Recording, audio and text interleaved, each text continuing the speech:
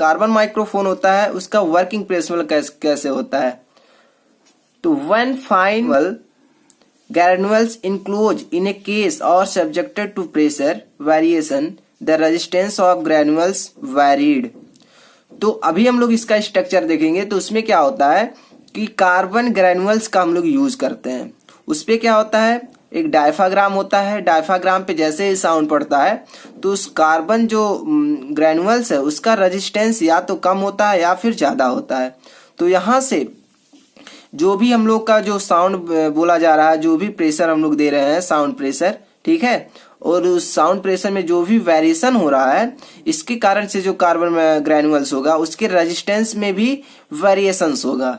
ठीक है, जब जो कार्बन ग्रैनुअल्स है वहां पे हाई प्रेशर देंगे, ठीक है, जो हाई प्रेशर जाएगा तो यहाँ पे कंपन होगा, और जब वहां पे जो कार्बन ग्रैनुअल्स है उसमें लो प्रेशर होगा, लो प्रेशर देंगे तो वहां पे क्या होगा, रिफ्रैक्शन होगा। ठीक है, अभी हम लोग इसका वर्किंग समझते हैं, इसके फिगर से बहुत अच्छे से क्लियर हो जाएगा। तो at different pressure carbon granules has different resistance. तो डिफरेंट प्रेशर के लिए जो भी साउंड प्रेशर है, ठीक है, डिफरेंट प्रेशर के लिए जो कार्बन ग्रैनुअल्स होता है उसका जो रेजिस्टेंस होगा वो अलग अलग होगा, डिफरेंट होगा। ठीक है, अभी हम लोग इसका स्ट्रक्चर देखेंगे तो अच्छे से और क्लियर हो जाएगा कैसे वर्क करता है।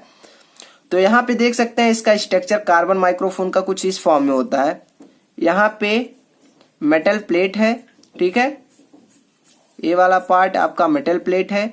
इसके बीच में आप यहाँ पे कार्बन ग्रैनुअल्स है, ठीक है, ये वाला जो पार्ट है वो कार्बन ग्रैनुअल्स है, और कार्बन ग्रैनुअल्स के ऊपर और नीचे फिक्स प्लेट होता है और मूवेबल प्लेट होता है। मतलब दो मेटल प्लेट होगा यहाँ पे, ठीक है, और यहाँ पे दो प्लेट होगा जो एक मूवेबल प्लेट होगा, एक फिक्स प्लेट होगा। तो इन मूवेबल और फिक्स प्लेट के बीच में हम लोग कार्बन ग्रैनुअल्स को रखते हैं। ठीक है, इन कार्बन ग्रैनुअल्स इन दोनों के बीच में हम लोग रखते हैं। इसके बाद क्या होता है, यहाँ पे डायफ्राम लगा होता है, जो मेटल का बना होता है डायफ्राम है ये वाला पार्ट। ठीक है, यहाँ पे स्प्रिंग लगा हुआ है, और यहाँ पे जो ऊपर वाला है वो प्रोटेक्टिव कवर है। ठीक है, उसकी प्रोटेक्शन करता है इसका। तो यहाँ पे इसका वर्किंग क्या होता है कि हम लोग जानते हैं जो माइक्रोफोन होता है वो साउंड प्रेशर को, वेरिएशन इन साउंड प्रेशर को इलेक्ट्रिकल सिग्नल में चेंज करता है। जो भी हम लोग यहाँ से बोल रहे हैं, जो भी हम लोग का साउंड निकल रहा है उसको किस में चेंज करेगा माइक्रोफोन, इलेक्ट्रिकल सिग्नल में। ठीक है, उसको इलेक्ट्रिकल सिग्नल में चेंज करता है, साउंड को इलेक्ट्रिकल सिग्नल में चेंज करता है। अब कैसे चेंज करता है, इसमें जो कार्बन माइक्रोफोन है उसका वर्किंग कैसे होता है हम लोग बहुत अच्छे से समझ लेंगे। तो सबसे पहले जो होता है, हम लोग जो भी कुछ बोलेंगे माइक के थ्रू वो कहाँ पे जाएगा, ऐसे जाएगा। यहां से हम लोग बोल रहे हैं, ठीक है, जो भी साउंड प्रेशर है यहां से हम लोग बोल रहे हैं तो साउंड प्रेशर हो रहा है। तो साउंड प्रेशर जो होगा वो कहाँ पे पड़ेगा, डायफ्राम पे पड़ेगा। ठीक है, तो डायफ्राम पे जैसे ही साउंड प्रेशर पड़ेगा इसमें वेरिएशन होंगे। ठीक है, इसमें जो डायफ्राम है, मेटल डायफ्राम है, वो वाइब्रेट होगा। ठीक है, इस तरह से यहाँ पे जो डायफ्राम है वो वाइब्रेट होगा, क्योंकि यहाँ पे स्प्रिंग लगा हुआ है, इस कारण से यहाँ पे वाइब्रेट होगा। तो जैसे ही यहाँ पे डायफ्राम वाइब्रेट होगा तो यहाँ पे जो रेजिस्टेंस है उस पे भी कुछ कंप्रेशन होगा या रिफ्रैक्शन होगा। ठीक है, या तो इस डायफ्राम इधर दबाएगा इस कार्बन ग्रैनुअल्स को, या फिर डायफ्राम जब इधर जाएगा तो यहाँ पे कुछ फैलेगा। ठीक है, तो इससे क्या होता है, इसका जो रेजिस्टेंस होता है वो वेरी करता है। जब डायफ्राम, जब यहाँ से हाई प्रेशर देते हैं हम लोग तो यहाँ पे क्या होता है, डायफ्राम अंदर जाता है तो कम पे कार्बन ग्रैनुअल्स होते हैं उनका रेजिस्टेंस कम हो जाता है। ठीक है, जब हम लोग हाई प्रेशर देते हैं यहाँ पे तो इसका जो रेजिस्टेंस है वो कम हो जाता है। जो हम लोग जानते हैं जब रेजिस्टेंस कम होगा तो इसका जो करंट होगा वो हाई हो जाएगा, तो यहाँ से जो करंट फ्लो होगा वो ज्यादा फ्लो होगा। जब यहाँ पे लोअर प्रेशर हम लोग देंगे डायफ्राम पे, ठीक है, तो यहाँ पे क्या होगा, इसका रिफ्रैक्शन होगा। ठीक है, तो यहाँ पे जो कार्बन ग्रैनुअल्स है वो फैल जाएगा, तो इससे क्या होगा, जो रेजिस्टेंस है वो ज्यादा हो जाएगा। तो जो रेजिस्टेंस जैसे ज्यादा होगा तो करंट क्या हो जाएगा, कम हो जाएगा।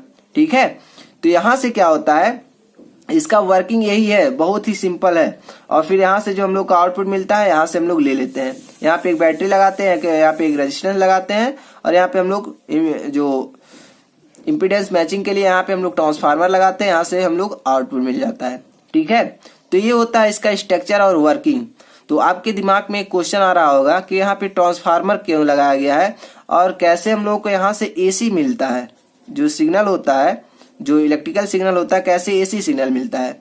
तो यहाँ पे जो डायफ्राम है, जो भी हम लोग साउंड प्रेशर दे रहे हैं, जो कुछ हम लोग बोल रहे हैं, उस साउंड प्रेशर में वेरिएशन हो रहा है। तो हम लोग जानते हैं जो एसी सिग्नल होता है उसमें भी वेरिएशन होते हैं।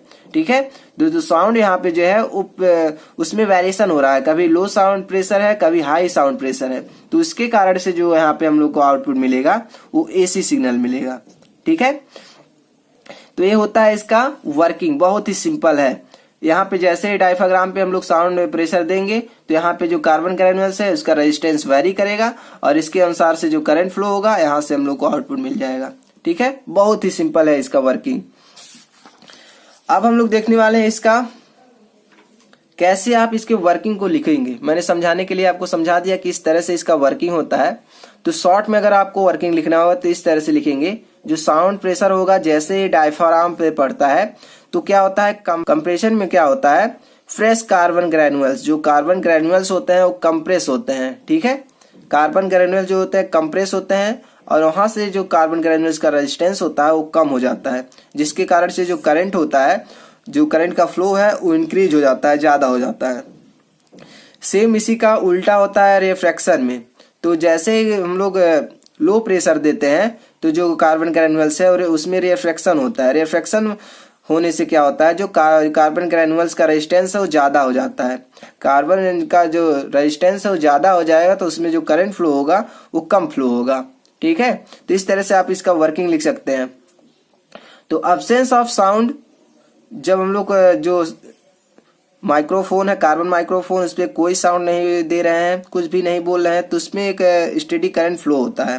ठीक है, तो net resistance of carbon granules R equal to R naught plus del R. यहाँ पे आर क्या है, नेट रेजिस्टेंस है कार्बन ग्रैन्युल्स का, टोटल रेजिस्टेंस है।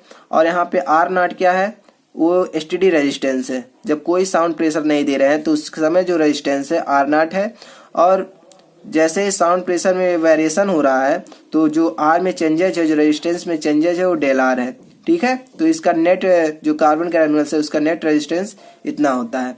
अभी हम लोग इसका डेरिवेशन करने वाले हैं इसके बाद, तो वहां पे आपका अच्छे से और क्लियर हो जाएगा कि कैसे इसका डेरिवेशन करते हैं। तो हम लोग जानते हैं ओम्स लॉ। ओम्स लॉ क्या होता है, V equal to I R, इसको लिख सकते हैं I equal to V upon R. ठीक है, इतना तो क्लियर है।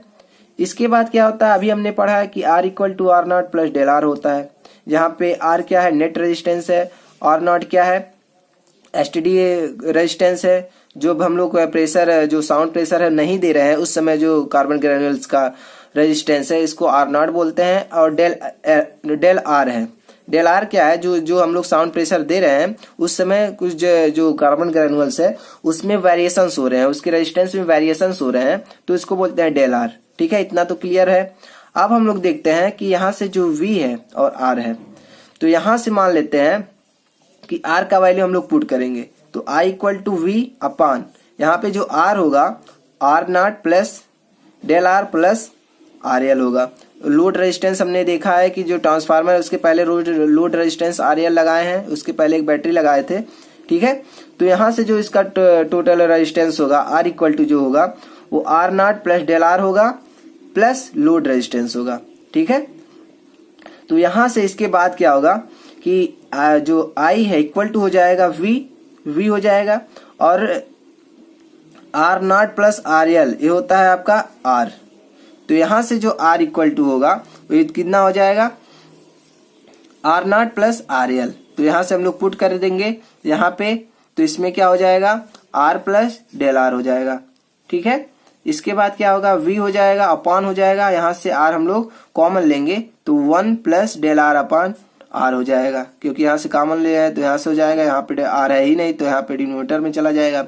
ठीक है, इसके बाद क्या होगा, V अपान R हो जाएगा यहाँ पे, और इसके इसको हम लोग जब ऊपर भेजेंगे तो उस पर पावर -1 होगा।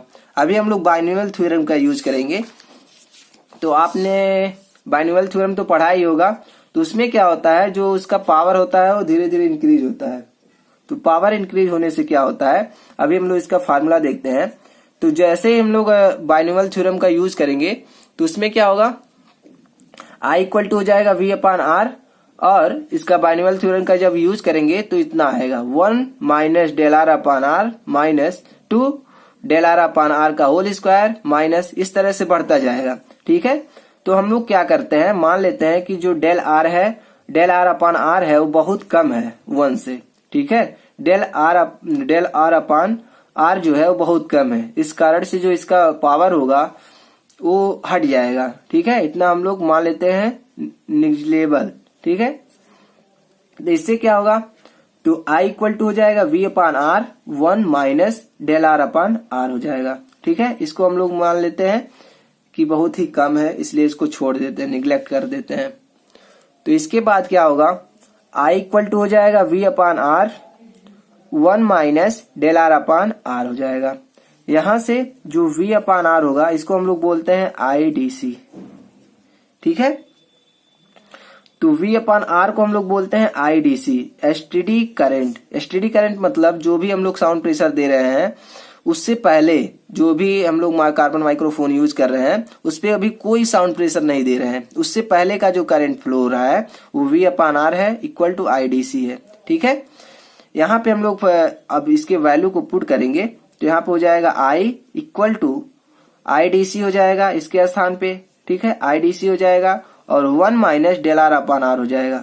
यहां से क्या होगा, IDC को हम लोग यहीं पे रखेंगे, IDC का इसमें मल्टीप्लाई करेंगे अंदर। ठीक है, तो IDC minus IDC into ΔR/R हो जाएगा। ठीक है, इसके बाद क्या होगा, यहां से हम लोग एक तरफ रखेंगे IDC इंटू ΔR/R को, इक्वल टू क्या हो जाएगा, IDC हो जाएगा और इसको इधर भेजेंगे तो माइनस हो जाएगा, I हो जाएगा। ठीक है, तो यहाँ पे क्या होता है, इन दोनों को हम लोग लिख सकते हैं ΔI। ठीक है, तो ΔI इक्वल टू हम लोग का जो करंट में वेरिएशन है वो कितना हो जाएगा, ΔI, तो इक्वल टू हो जाएगा IDC इंटू ΔR/R।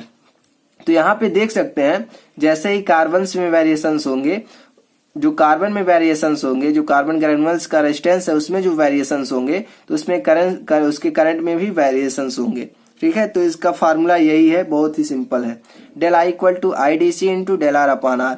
इसका फार्मूला कहने का मतलब यही है कि जैसे ही जो कार्बन ग्रेन्युल्स का रेजिस्टेंस है उसमें वेरिएशंस आएंगे तो उसके करंट में भी वेरिएशंस आएंगे। ठीक है, ये तो